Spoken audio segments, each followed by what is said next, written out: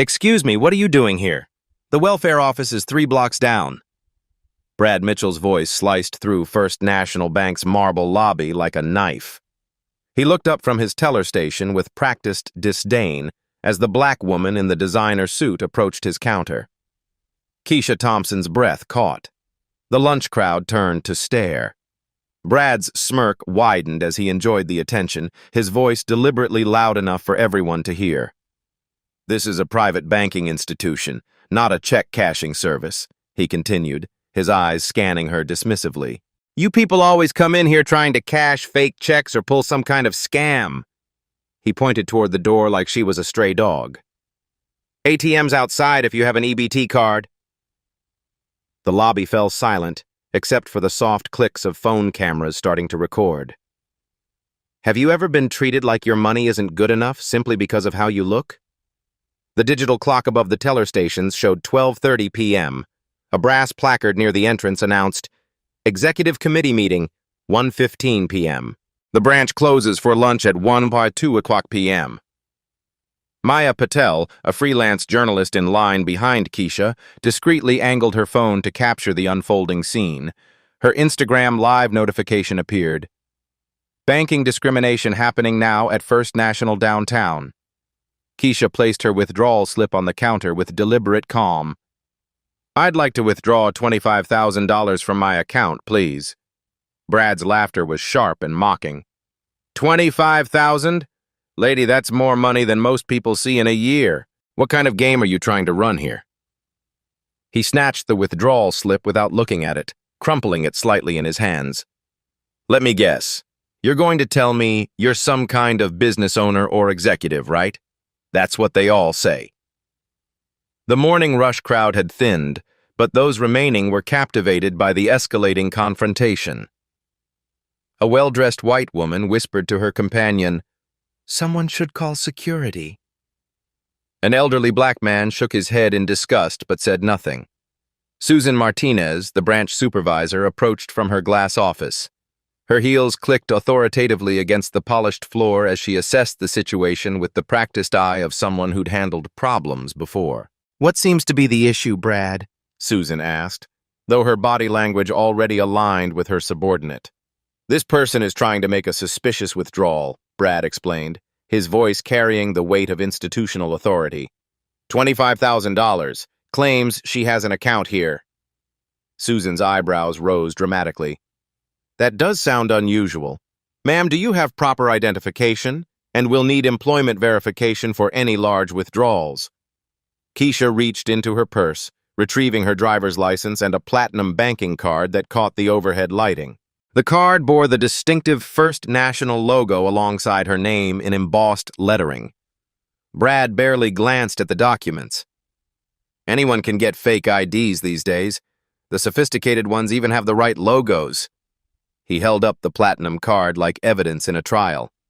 "These counterfeits are getting better every month." Maya's live stream viewer count climbed steadily. 847 viewers, then some 200. Comments began flooding in. "This is disgusting. Call the news. Where is this bank?" She kept her phone steady, capturing every word, every dismissive gesture. "I've been banking here for 6 years, Keisha said, her voice maintaining its professional composure despite the mounting humiliation. "My account number is visible on both the card and my identification." Susan stepped closer, creating a united front with Brad.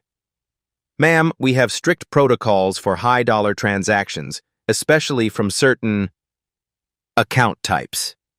These procedures exist to protect both the bank and our customers from fraudulent activity." The phrase, "certain account types," hung in the air like a poison cloud. Maya's phone captured the moment perfectly. Susan's knowing glance at Brad, the way they positioned themselves to intimidate Keisha, the casual cruelty of institutional bias. A security guard emerged from the back offices, Jerome Washington, a 10-year veteran whose uncomfortable expression revealed his recognition of the situation's true nature. His presence was clearly meant to intimidate, but his reluctance was visible to anyone paying attention. "Jerome, we may need assistance with this situation," Susan announced loudly enough for the entire lobby to hear. Potential fraud case. Keisha's phone buzzed against her leg. Federal Reserve conference call, 2:00 p.m. She silenced it without looking, but the motion wasn't lost on the growing audience of customers and employees watching the drama unfold. Look, lady, Brad said, leaning back in his chair with theatrical exhaustion. I deal with this stuff every day. People come in here with sob stories, fake documents, trying to charm their way into quick cash. It's not going to work. He gestured broadly at the marble columns and crystal chandeliers. This is First National Bank, not some corner check cashing place. We serve serious clients with serious money. A businessman in line behind Maya muttered, just give her the money if she has proper ID. But another customer, a middle-aged white woman, nodded approvingly at Brad's vigilance. We're going to need to verify your employment status, Susan continued, pulling out a thick folder of forms. Income verification, source of funds documentation, and a detailed explanation of what you plan to do with this money. Keisha's leather portfolio rested on the counter, but she hadn't opened it yet. Inside, board meeting documents waited alongside contracts that could reshape the entire banking industry. But these people saw only skin color, making assumptions based on nothing but prejudice. The system shows some irregularities with this account, Brad lied smoothly, pretending to study his computer screen. Multiple red flags that require additional verification procedures. Maya's live stream hit 1,847 viewers. The hashtag #BankingWhileBlack was gaining momentum organically across social platforms. Screenshots of Brad's dismissive expressions were already being shared on Twitter and Instagram. Executive meeting in 45 minutes, announced the overhead speaker. All department heads report to the conference room by 1:10 p.m. The countdown added urgency to an already tense situation. Susan checked her watch nervously. She needed to prepare for the meeting, but this incident required her attention. Ma'am, I'm going to have to ask you to step aside while we process this verification, Susan said, gesturing toward a small waiting area near the security desk. This could take some time. The suggestion was designed to humiliate further, forcing Keisha to wait like a suspect while real customers conducted their business. Jerome shifted uncomfortably, recognizing the psychological manipulation, but bound by his employment to follow Susan's lead. Maya's phone showed 2,100 viewers now, with comments pouring in from people who recognized the systematic nature of what they were witnessing. The story was spreading beyond the bank's marble walls, building momentum that would soon become unstoppable. But none of them knew what was coming next. Executive meeting in 30 minutes. All managers do conference room preparation. The announcement crackled through First National's sound system as the lunch crowd began to thin. Maya's live stream had reached 3,400 viewers, with major news outlets beginning to take notice of the unfolding drama. Regional Manager David Chen burst through the executive elevator doors, his expensive suit and hurried pace immediately commanding attention. Someone had called him about a situation requiring immediate damage control. "What's the problem here?" David demanded, his voice carrying 20 years of corporate authority. He scanned the scene quickly. Black woman at counter, crowd of onlookers, phones recording everything. Susan rushed to brief him, speaking in hushed tones designed to exclude Keisha from the conversation. "Potential fraud case, sir. Large withdrawal request with suspicious documentation. Brad identified multiple red flags in the system." David nodded gravely, his expression shifting into crisis management mode. He'd handled situations like this before, or at least situations he assumed were like this. "Ma'am, I'm David Chen, Regional Manager for First National," he announced formally. "I understand there's been some confusion about account verification procedures." Keisha remained composed, but Maya's camera caught the slight tightening around her eyes. "There's no confusion, Mr. Chen. I'm simply trying to withdraw money from my own account." "These elaborate schemes are becoming increasingly common," David continued, loud enough for the growing crowd to hear. "Identity theft, Document forgery, social engineering. Criminals are getting very sophisticated.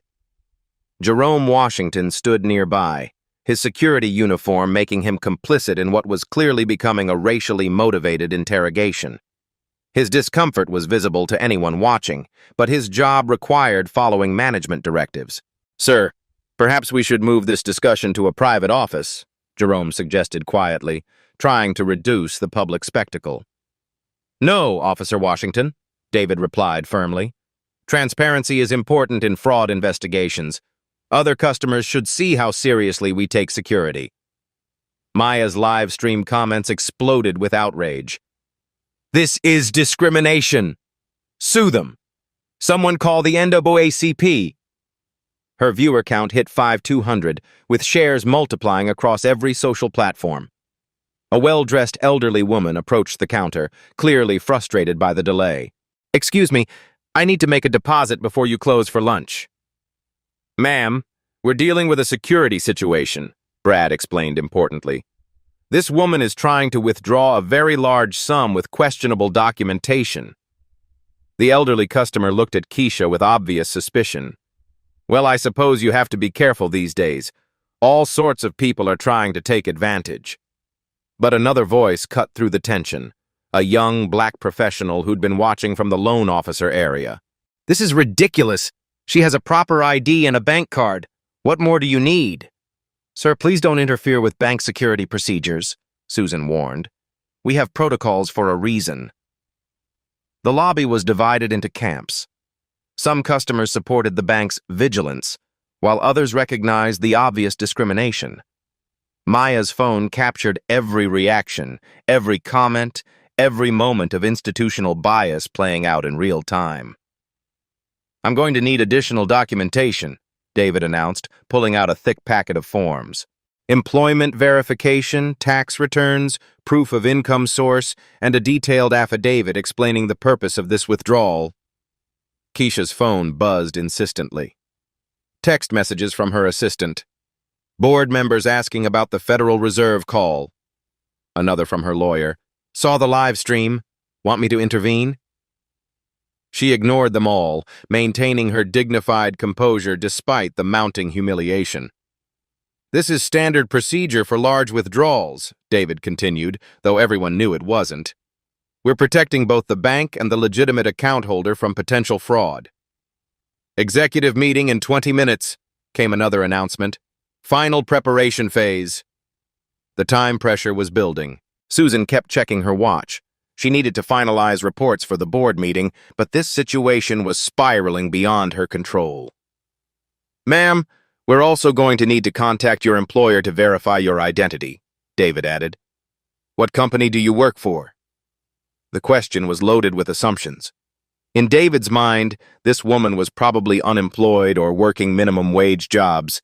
The idea that she might be legitimately wealthy never crossed his consciousness. "I'm self-employed," Keisha replied calmly.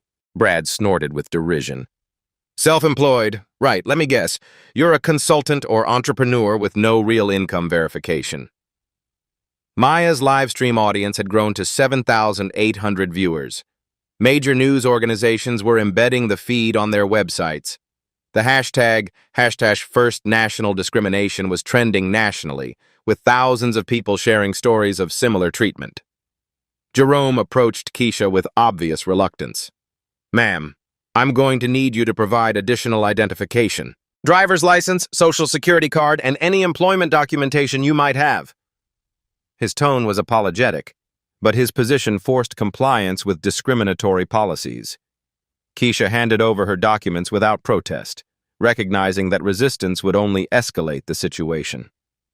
"Jerome, run these through the fraud detection system," David instructed. "Check for any red flags or suspicious patterns."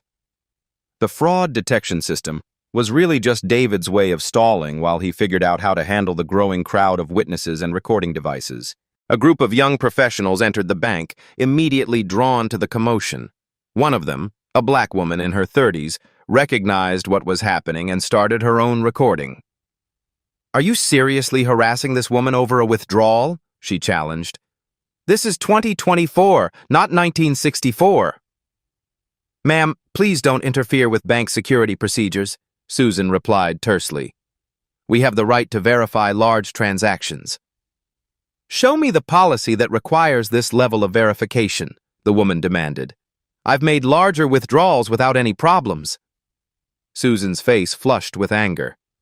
Our policies apply equally to all customers. This has nothing to do with personal characteristics. But everyone could see through the lie. The contrast was obvious. Other customers conducting transactions without harassment, while Keisha faced an inquisition for doing exactly the same thing. Maya's phone battery was dropping, but backup streams had started on multiple platforms.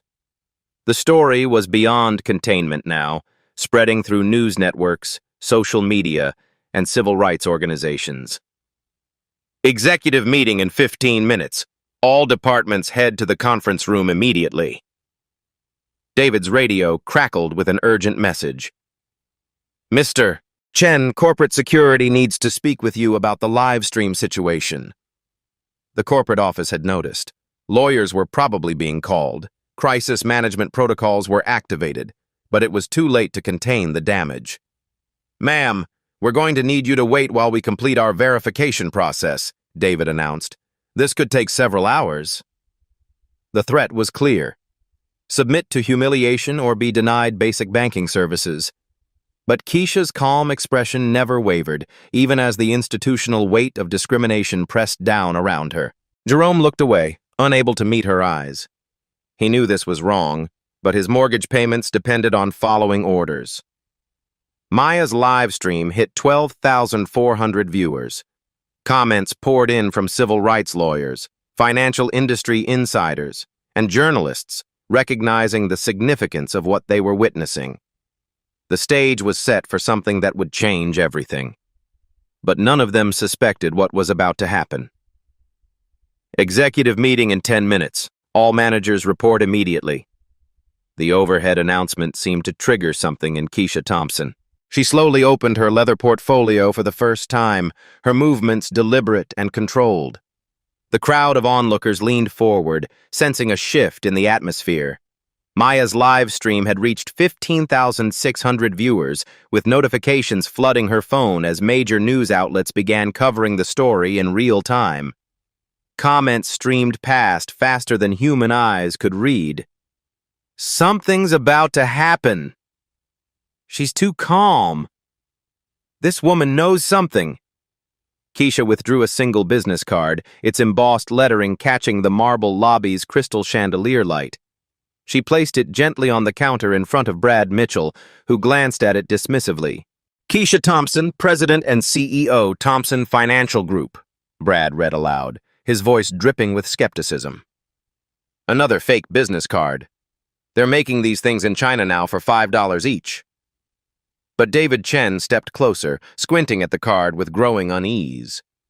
Something about the quality, the specific font, the paperweight was triggering corporate memory. The name Thompson Financial Group was stirring recognition somewhere in his executive briefings. Thompson Financial Group, David repeated slowly, the name working its way through his consciousness like a virus spreading through a computer system. Keisha handed him a second card. This one bore the First National Bank logo alongside legal text in small print. Board of Directors, Preferred Shareholder, Series A Voting Rights. The color drained from David's face like water from a broken dam. His hands trembled as he held the card, reading and rereading the text as if it might change before his eyes. You're on the board? David stammered, his voice barely above a whisper.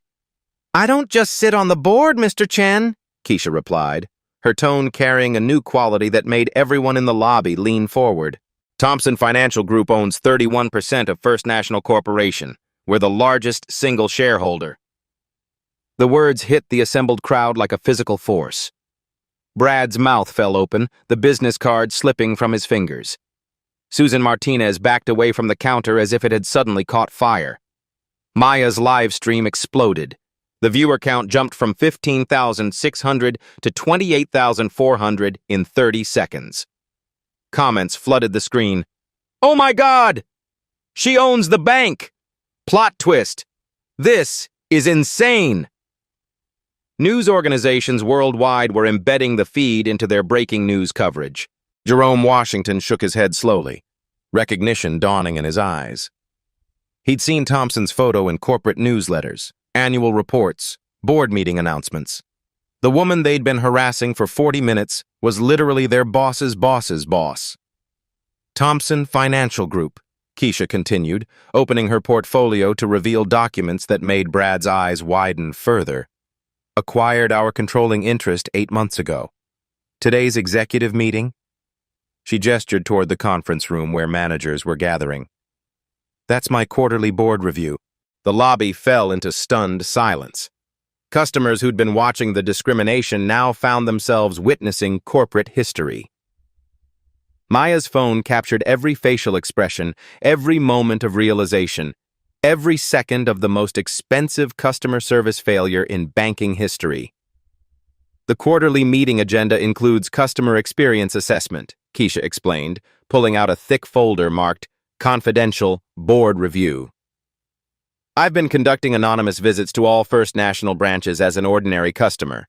She looked directly at Brad, who seemed to be having trouble breathing.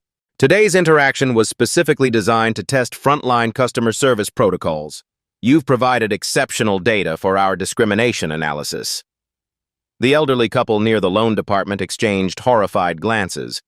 The businessman who'd earlier supported Brad's vigilance was frantically deleting his social media posts.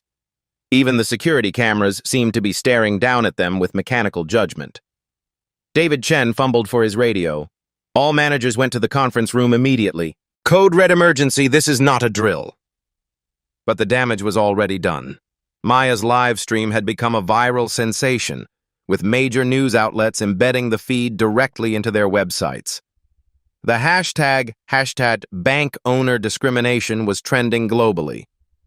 Bank President Robert Sterling's assistant appeared at the elevator doors, her face pale with panic.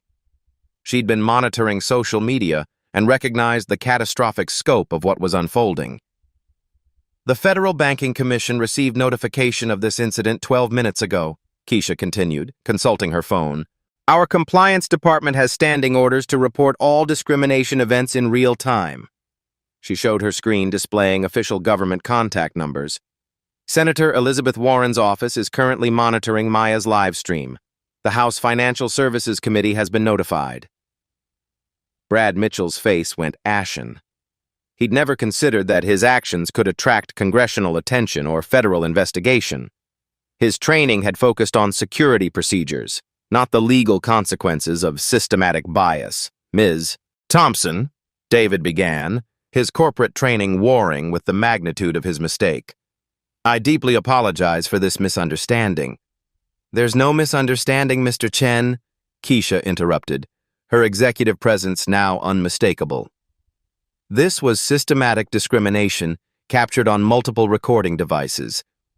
What you're witnessing is exactly why Thompson Financial Group requires comprehensive bias training for all portfolio companies. She retrieved another document from her briefcase. Federal Equal Credit Opportunity Act violations carry penalties of up to $500,000 per incident. The Community Reinvestment Act requires banks to serve all customers equally regardless of race.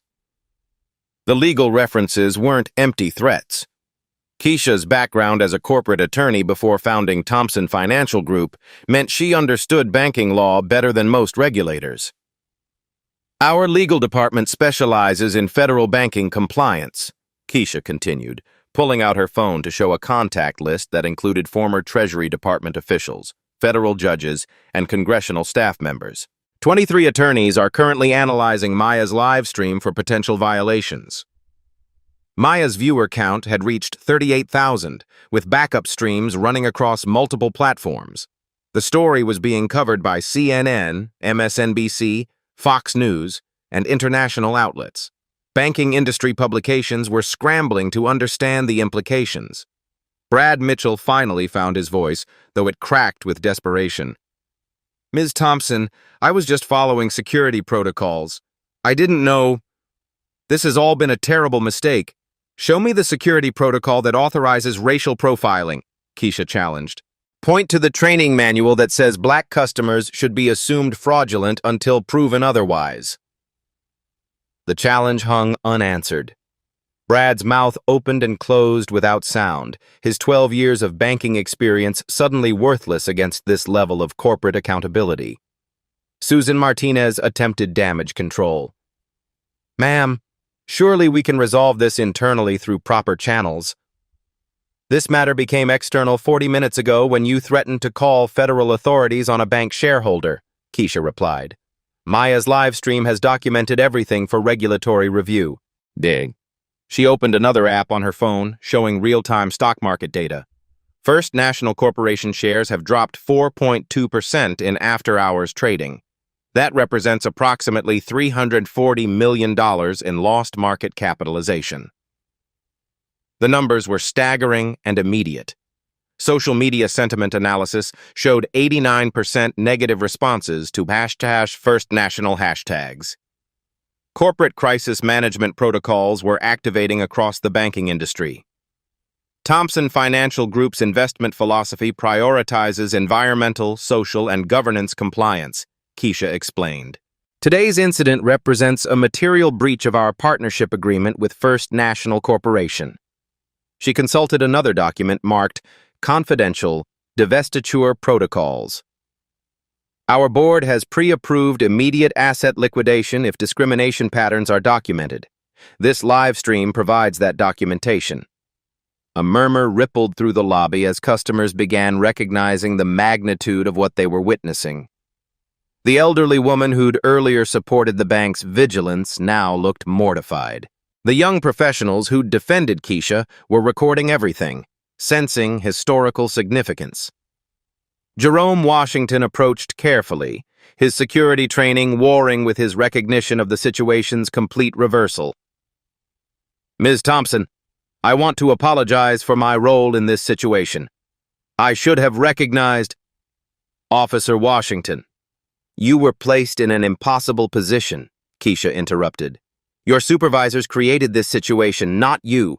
Your discomfort was actually professional integrity, and that will be noted in our report." The relief on Jerome's face was visible to Maya's camera. Unlike the management staff, he'd been caught between competing loyalties rather than creating the discriminatory policies himself. Stock market trading algorithms have already identified this incident, Keisha observed, checking her financial apps. Institutional investors are receiving automated alerts about potential ESG violations at First National Corporation. She showed her phone displaying contact notifications from BlackRock, Vanguard, and State Street, massive investment firms that manage trillions in assets. They're all monitoring tonight's response as a test case for corporate accountability. Bank President Robert Sterling burst through the elevator doors, his usually perfect hair disheveled from running through corporate headquarters. His assistant had briefed him during the elevator ride, but seeing the situation firsthand still left him speechless. "Ms. Thompson," Sterling began, bypassing all subordinates, "I want to personally assure you that this incident does not represent First National's values." "Mr. Sterling, this incident represents exactly what Thomson Financial Group has been documenting across our portfolio," Keisha replied. "Systematic bias in customer service, inadequate training protocols, and management that enables discrimination rather than preventing it." She pulled out the final document from her portfolio, a comprehensive audit report that made Sterling's eyes widen. "Our quarterly assessment identified 47 discrimination complaints across First National branches in the past 6 months. 78% involved customers of color." The data was irrefutable. Corporate lawyers would spend months trying to mitigate the legal exposure, but the evidence was already public through Maya's documentation. Maya's live stream had reached 45,000 viewers, with clips spreading across every social media platform. The story was already being covered by international news outlets, making this a global public relations crisis for the banking industry. Customers throughout the lobby began applauding spontaneously. The sound built from scattered claps to thunderous ovations as ordinary people celebrated extraordinary accountability. Keisha stood slowly, her bearing completely transformed from victim to executive authority. Ladies and gentlemen, this concludes our customer service assessment. Mr. Sterling, shall we discuss the immediate changes your institution will implement? Brad Mitchell, Susan Martinez, and David Chen stood frozen like exhibits in a museum. Corporate discrimination in the digital age.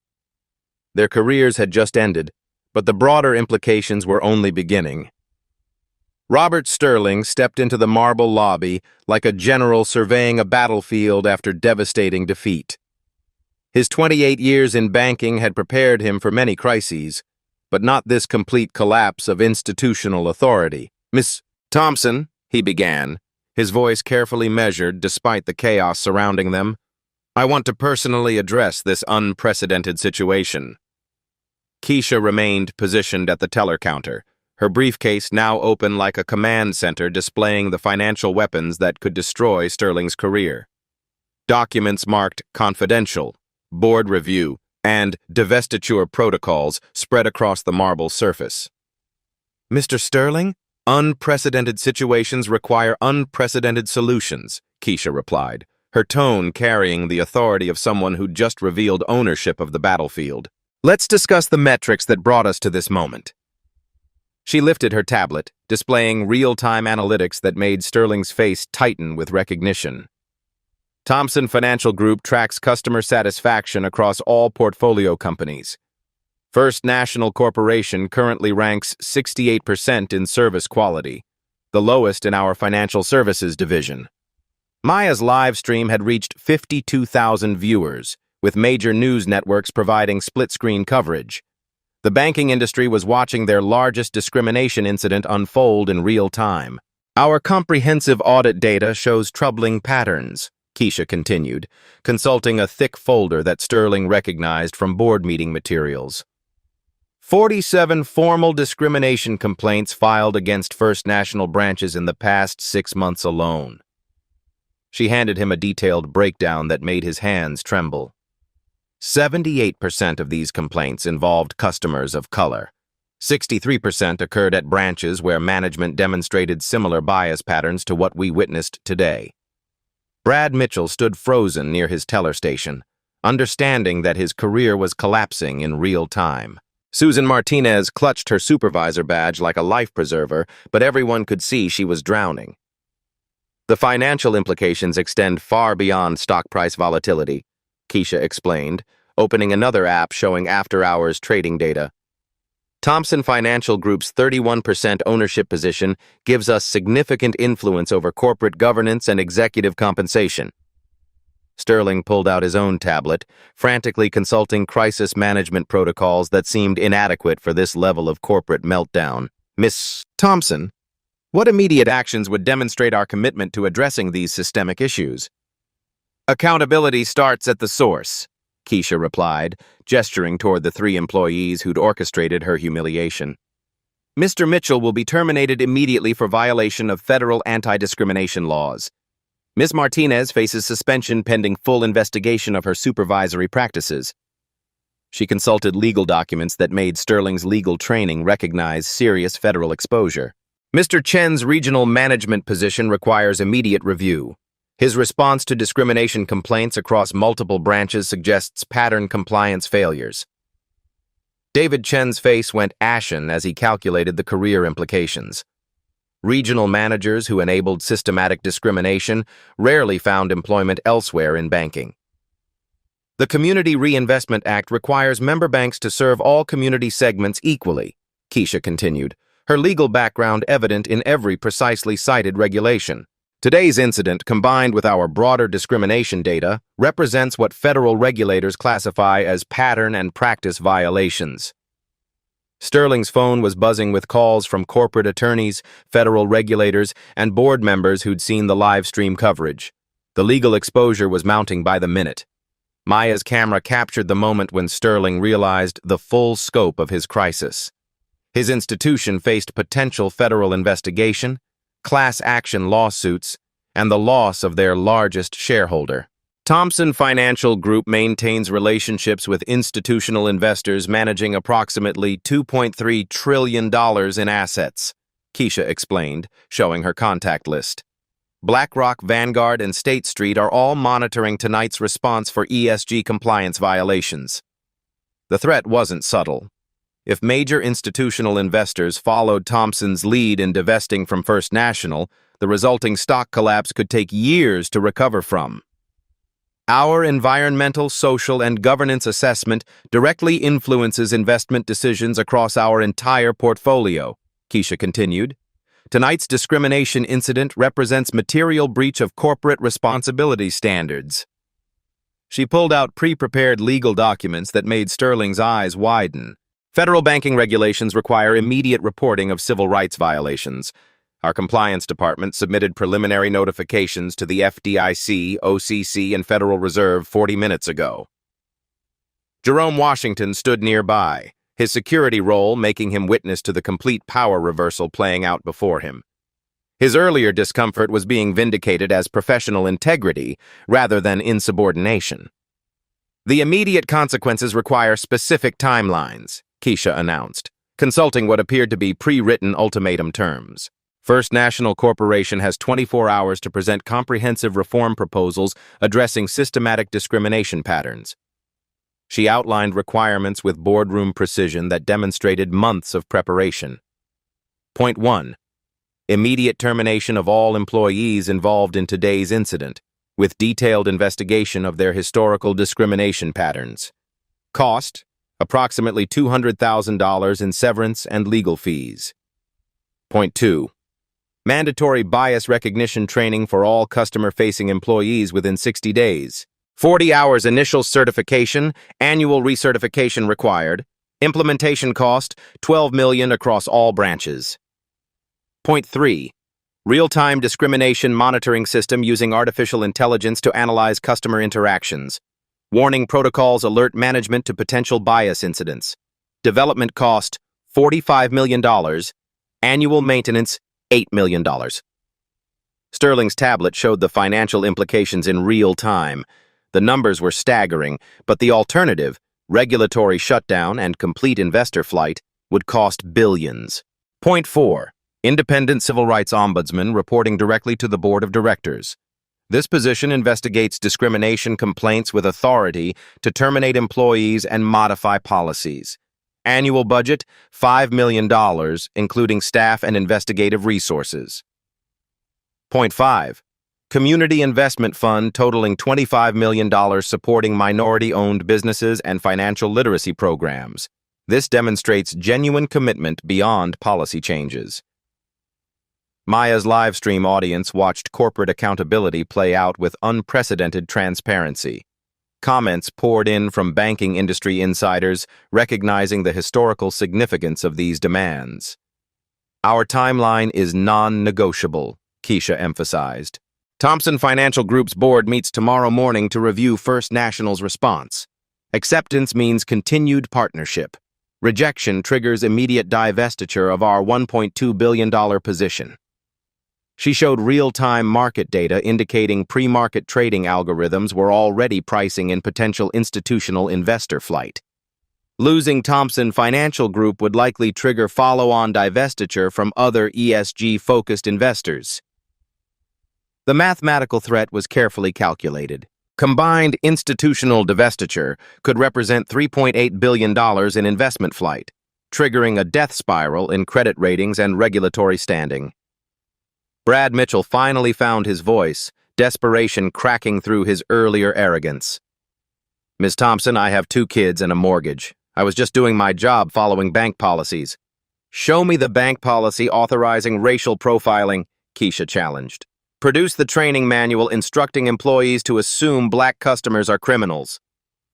Brad's mouth opened without sound. No such policy existed in writing, because federal law prohibited exactly what he'd been practicing for years. Susan Martinez attempted one final defense. Ma'am, we were following established security protocols for large withdrawals. Ms. Martinez, I've withdrawn larger amounts from this same branch without any verification procedures, Keisha replied. The only variable was my skin color. Maya's phone showed 67,000 viewers now, with international banking publications scrambling to analyze the regulatory implications. The European Union was already citing this incident in discussions about American banking oversight. The Federal Reserve requires all member banks to demonstrate community reinvestment compliance, Keisha continued, consulting federal banking regulations. Systematic discrimination violations can trigger complete operational review and potential charter revocation. Sterling checked his watch. Corporate lawyers were waiting, federal regulators were calling, and the most powerful shareholder in banking history was demanding immediate answers. Thompson Financial Group believes in rehabilitation over destruction, Keisha observed, her tone suggesting negotiation rather than annihilation. We're prepared to work with First National on comprehensive reform that creates industry-leading inclusion standards. She began packing her briefcase with methodical precision. However, this cooperation requires genuine accountability, not cosmetic changes designed to minimize legal exposure. The quiet ultimatum contained more power than shouting or threats ever could. Economic leverage was enforcing social justice more effectively than decades of protest or litigation. Sterling understood that his next 24 hours would determine whether First National Corporation survived as an independent institution or became a cautionary tale in business school case studies. Maya's live stream had documented the most expensive customer service failure in banking history, and the bill was still being calculated. 24 hours later, Robert Sterling stood before an emergency board meeting in First National's executive conference room, his prepared statement trembling slightly in his hands. The mahogany table reflected the tension as directors who'd flown in from across the country waited for his response to the Thompson ultimatum. "Ladies and gentlemen," Sterling began, "First National Corporation accepts full responsibility for yesterday's discrimination incident. We're implementing immediate and comprehensive reforms." Maya's original live stream had reached 3.2 million views across all platforms. The hashtag #HadBankOwnerReveal dominated social media for 18 hours, sparking conversations about systemic bias in financial institutions worldwide. "Brad Mitchell has been terminated effective immediately," Sterling announced to the board. "Our internal investigation revealed a disturbing pattern of discriminatory behavior spanning 7 years, with 34 documented complaints we failed to address properly."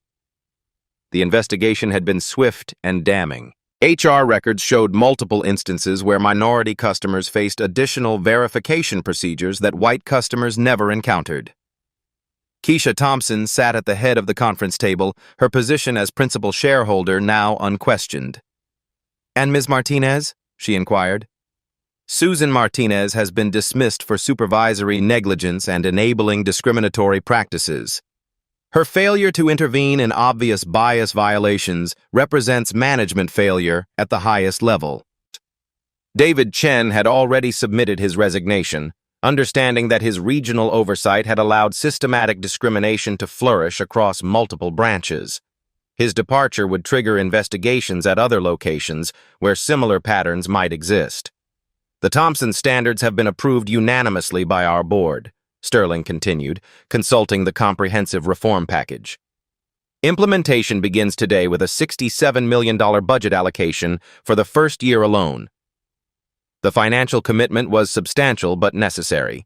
Alternative scenarios involving federal intervention and mass investor flight would have cost billions." Jerome Washington entered the conference room wearing a new badge, Director of Compliance and Customer Advocacy. His promotion from security guard to executive management had been approved unanimously, recognizing his integrity during the crisis. "Our bias training program launches Monday across all 342 branches," Jerome reported. "Every customer-facing employee will complete 40 hours of certification within 60 days. The curriculum includes implicit bias recognition, de-escalation techniques, and federal anti-discrimination law." Maya Patel had been hired as the bank's external communications director, her citizen journalism background making her invaluable for transparency initiatives. Her insider perspective on discrimination documentation would help prevent future incidents. "The AI monitoring system goes live in beta testing next week," Maya announced. "Real-time analysis of customer interactions will flag potential bias incidents for immediate supervisor review. The technology wasn't theoretical. Thomson Financial Group had invested in cutting-edge discrimination detection software that could identify problematic language patterns and escalation triggers in real time. Dr. Angela Davis has accepted our offer to serve as independent civil rights ombudsman, Sterling added. The former Justice Department attorney would report directly to the board, with authority to investigate complaints and terminate employees for violations. Her appointment sent shockwaves through the banking industry. Dr. Davis's reputation for uncompromising civil rights enforcement meant First National was serious about fundamental change rather than cosmetic reforms. Community investment initiatives begin immediately, Keisha noted, consulting implementation timelines. The $25 million fund will provide low-interest loans to minority-owned businesses and financial literacy programs in underserved communities. The ripple effects extended beyond First National. Competing banks had voluntarily adopted similar reforms, recognizing that Thomson's discrimination monitoring was likely expanding to other portfolio companies. Federal regulators have commended our rapid response, Sterling reported carefully. The Federal Reserve, FDIC, and Office of the Comptroller of the Currency are all monitoring our progress as a potential model for industry-wide reform. What could have been a regulatory nightmare had become a case study in proactive accountability. Federal agencies were citing First National's response as an example of how financial institutions should address discrimination incidents. Stock price has recovered completely and reached new highs, Sterling observed, checking market data. Investor confidence in our reform commitment has actually strengthened our market position. Thomson Financial Group's decision to increase rather than decrease their investment had sent powerful signals to other institutional investors. ESG-focused funds were viewing First National as a transformation success story. 6 months from today, we'll conduct a comprehensive assessment of these programs, Keisha announced. Success means continued partnership and potential expansion of Thomson's investment. Failure means immediate divestiture and public documentation of shortcomings. The accountability measures ensured that reforms would be implemented genuinely rather than merely announced for public relations purposes. Maya's documentation had sparked congressional hearings on banking discrimination, with First National's transformation being cited as proof that economic pressure could drive faster change than regulatory enforcement alone. This incident demonstrates that market-based accountability creates more effective reform than government intervention, Keisha reflected during a Harvard Business School case study interview.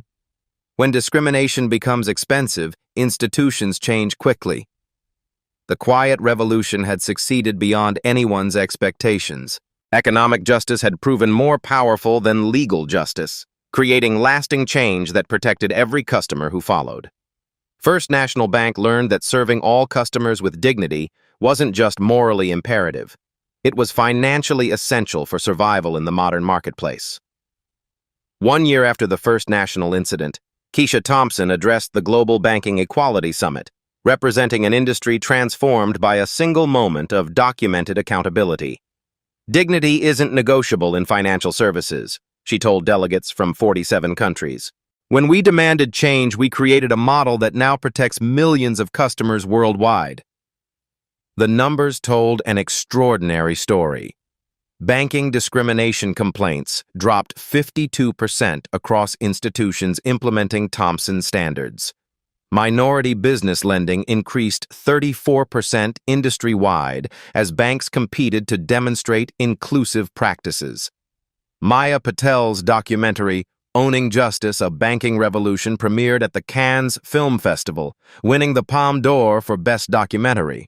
Her citizen journalism had evolved into a platform exposing systemic inequality across financial services globally. One smartphone recording changed everything, Maya reflected in interviews. It proves that ordinary people can hold extraordinary power accountable when they document the truth and share their stories. The Thomson Financial Group Equality Fund had awarded $127 million in business loans to minority entrepreneurs, creating over 8,400 jobs nationwide. Success stories emerged from every community where discriminatory barriers had been systematically removed.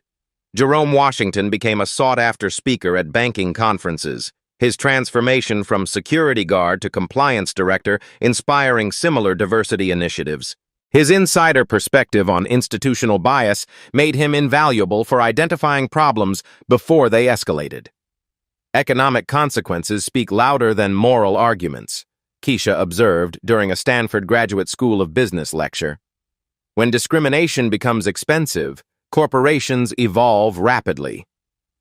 Federal banking regulators adopted Thompson standards as recommended guidelines for all financial institutions. The Department of Justice cited First National's transformation as proof that market-based accountability could drive faster change than litigation. These real-life stories demonstrate that strategic documentation can overcome institutional bias more effectively than confrontation. Keisha's calculated response created touching stories of transformation that continue inspiring change across industries. Black stories like this remind us that preparation meeting opportunity can reshape entire systems. Life stories of dignity defended through economic leverage prove that justice takes many powerful forms. Brad Mitchell eventually completed comprehensive bias training and now works for a credit union, where he shares his experience as a cautionary tale about unconscious discrimination. His willingness to acknowledge past mistakes became part of industry-wide education efforts. The ripple effects continue expanding. Every time a customer receives respectful service regardless of race, the First National legacy lives on. Every banker who chooses inclusion over bias honors those who demanded accountability. Corporate America transformed how it viewed discrimination incidents. The Thompson model spread to healthcare, retail, and hospitality sectors, with investment firms adopting economic leverage strategies to drive social progress across industries. Real stories have real power, Keisha concluded her summit address. When we document injustice and demand accountability through strategic action, we create the change our communities deserve. If you've experienced discrimination in banking or financial services, share your story in the comments below. Your voice matters. Your experience creates change. These touching stories of quiet power overcoming systemic bias need amplification. Subscribe to Black Soul Stories for more accounts of dignity defended and justice served through strategic action. Together, we document the truth and demand the respect all customers deserve.